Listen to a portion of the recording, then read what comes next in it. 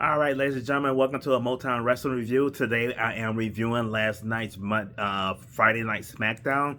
It was a show that was leading into Night of Champions, which is going on right now, to be honest with you guys. I haven't checked out Night of Champions yet. I think they're about an hour in or something like that at the time of me recording this. But I am giving my predictions, so when you guys see my predictions, actually, basically, some of you might already know who won, who lost, so you'll know right away if my predictions were good or bad watching this thing, though. But my predictions will come after the SmackDown review. But last night's show, Michael Cole was on SmackDown for since they're in Saudi Arabia.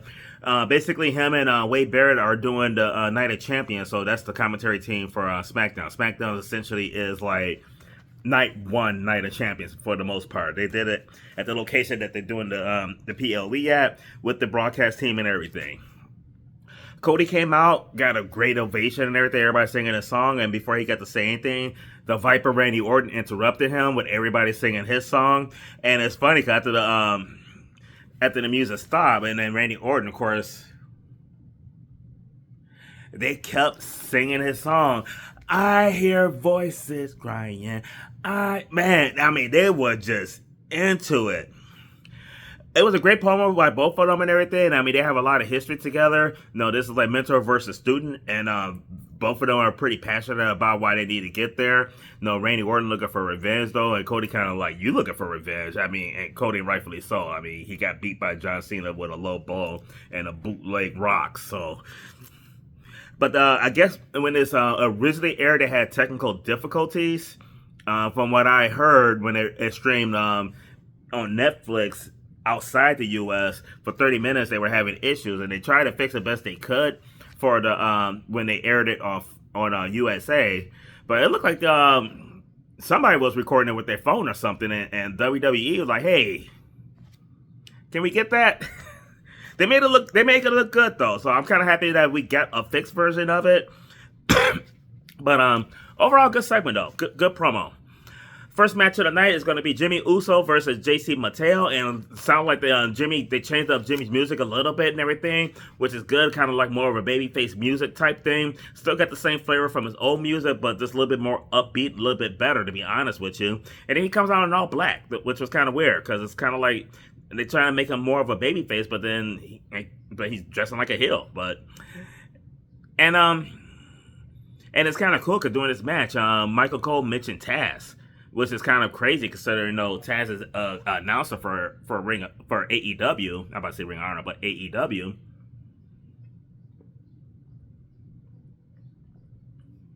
Man, this would have never happened when Vince was in charge. And if it did happen when Vince was in charge, Michael Cole would have got fucking ring. Vince was not having it. He would have been upset if he was still in charge. And to be honest with you, if he watched SmackDown still, he probably still was upset. But and then, during the match, Uso did the Uso in the win, which it's just fucking stupid. Stop doing it. But JC hit the Matanza slam on him for the win. JC Mattel, Matanza, fucking beast. The match itself was so-so. Solo tried to bring Jimmy back in with him and everything. Held his arms out for a hug and everything. And then, bam! Jimmy Uso slapped him in the face. Turns around, JC Mattel, Matanza, started beating the dog shit out of Jimmy Uso. But then Jacob Fatu came out for the save. The match itself, though, it wasn't great. I gave it a C. Could have been better though, but I do like JC Mattel and everything though. If it was for Matanza in this match, I probably wouldn't have got a C. The next match is for the U.S. Women's title. It's Zelina Vega versus Julia. This was one of for both of them was one of the better matches and everything. One of the better matches for Zelina Vega, and I think this was Julia's probably her best match since being in NXT/WWE. Julia hit the Northern Lights bomb and gets the win and the U.S. title though. So congratulations to Julia. She wins her first WWE singles title.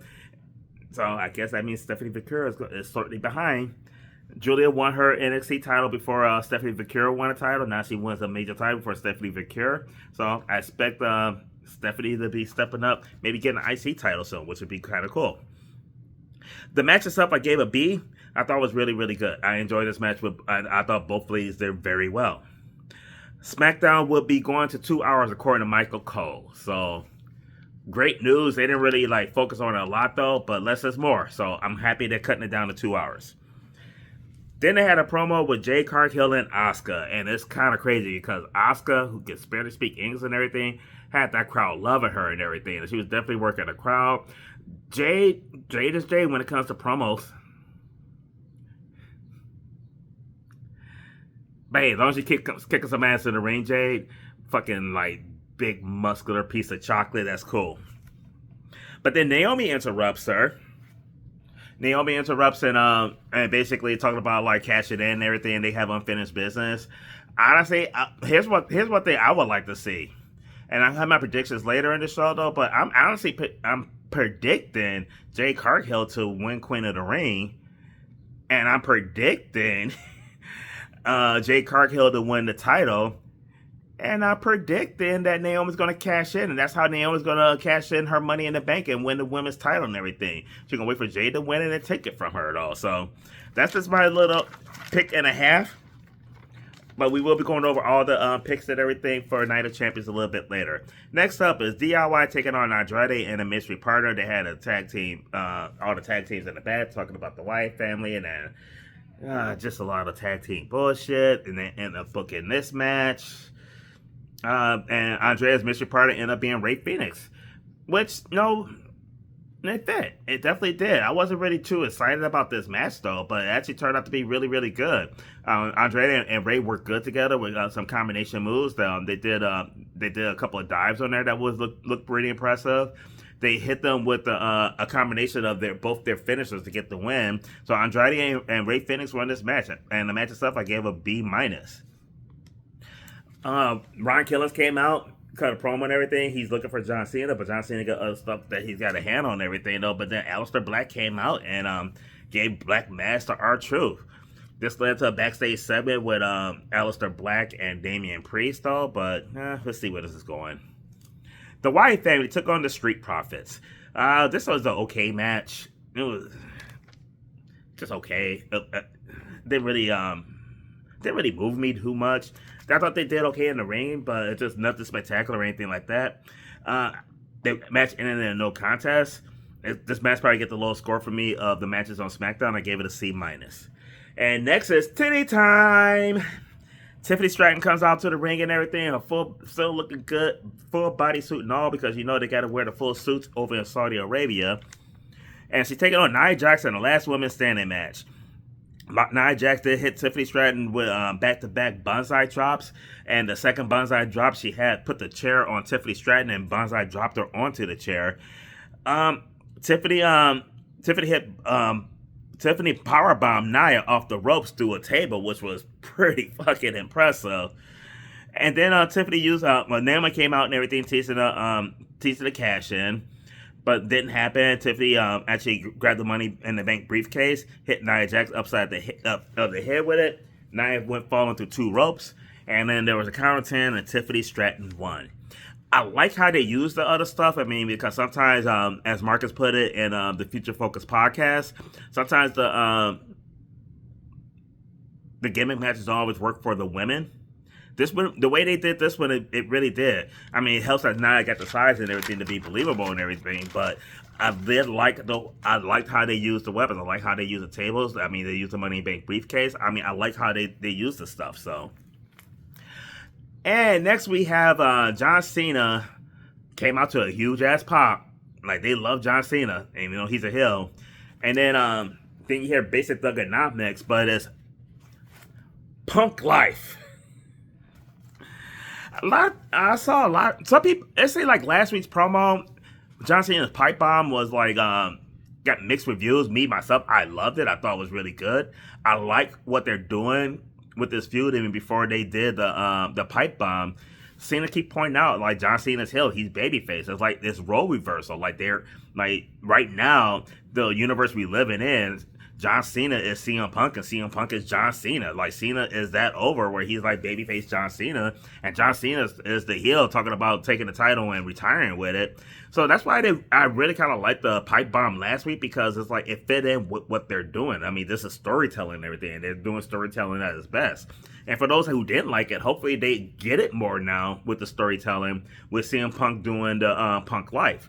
And they don't get it more, hopefully if they still think it's stupid, hopefully they give John Cena, not John Cena, but CM Punk the same hate they gave John Cena for copying him.